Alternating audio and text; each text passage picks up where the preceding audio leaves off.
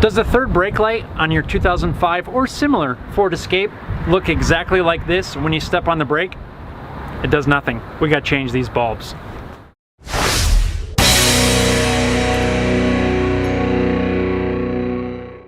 What's going on, everyone? Welcome to this episode of Home Built Workshop. I hope you're all doing awesome.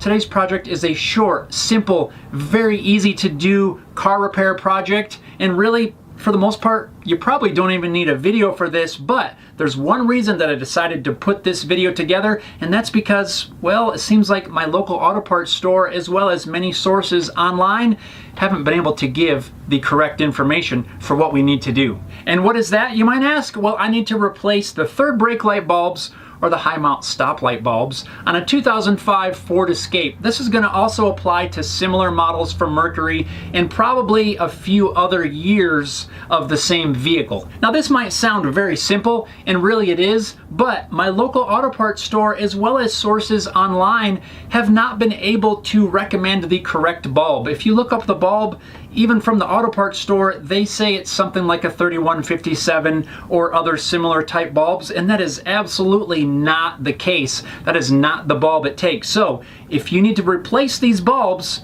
you need to run out and grab you a bunch of 194 bulbs. In my case, it takes 5. Grab a T10 Torx bit, and let's go pull this thing out of the vehicle and get these changed. Using the T10 Torx bit, or if your vehicle happens to be different, use the appropriate tool. Just unscrew the 2 screws that hold the lens in place.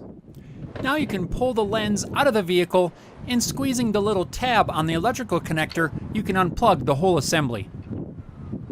Now we need to get the red lens off of the rest of the housing.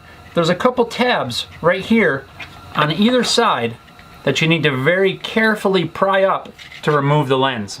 I'm just going to use a very small screwdriver and work that in there to pop those tabs free. Be very careful you don't break the lens or the little tabs. There's actually 2 more tabs, one on either end. I didn't realize that at first, but we need to pop those loose as well. And now we can get to our bulbs.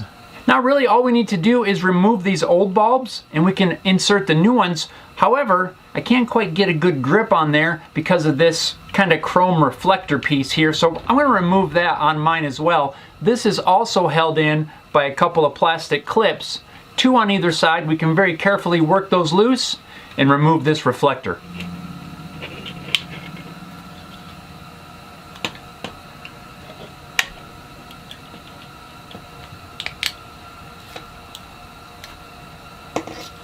There's our bulbs. Look, that one came out with the reflector.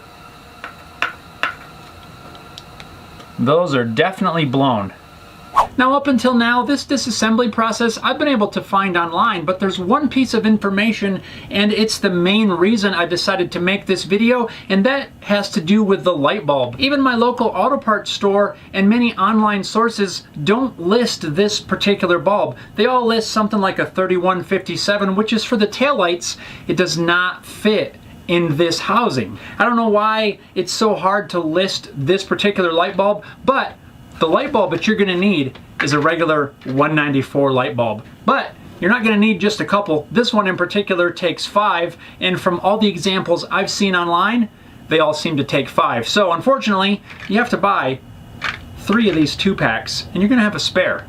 So therefore, the lowly 194 light bulb is the reason I decided to make this video. So hopefully it helps you guys out. Just a quick side note on these bulbs. While I was editing this video, I did come across a page finally that listed a 2825 bulb as the correct bulb for this application. Now in doing some research on that, a 2825 and a 194 are basically interchangeable. They're about the same bulb, but the 2825 is supposedly a little bit brighter. Now I'm not worried about that in my case because I have 5 194 bulbs here that I'm using all together.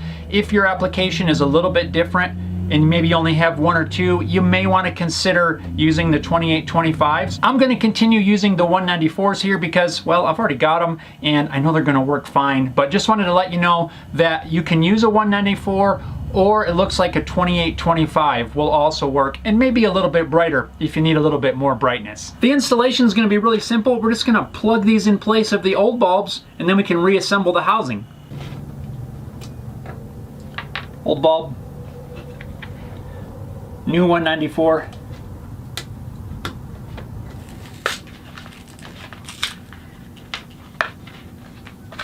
We'll stash the spare aside in case we need one later.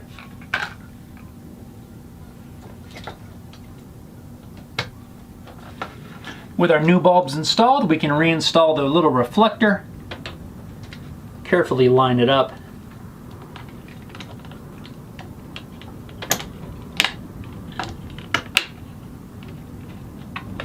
Now we can reinstall our red housing. You want to make sure that you have the connector oriented towards the passenger side when you reinstall this.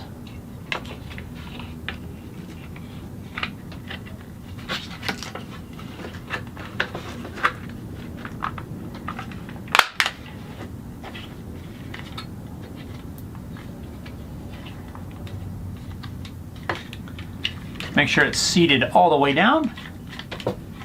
Everything's snapped back in place. And we are now ready to reinstall this and test it out. As you might have guessed, the reinstallation is exactly the opposite of the removal. Plug in the electrical connector, insert the lens into the body of the vehicle, and tighten the 2 screws. That's it, you're done. And now you can test out your work. We'll hop in the vehicle and step on the brake pedal, and hopefully this lights up. Hey, look at that!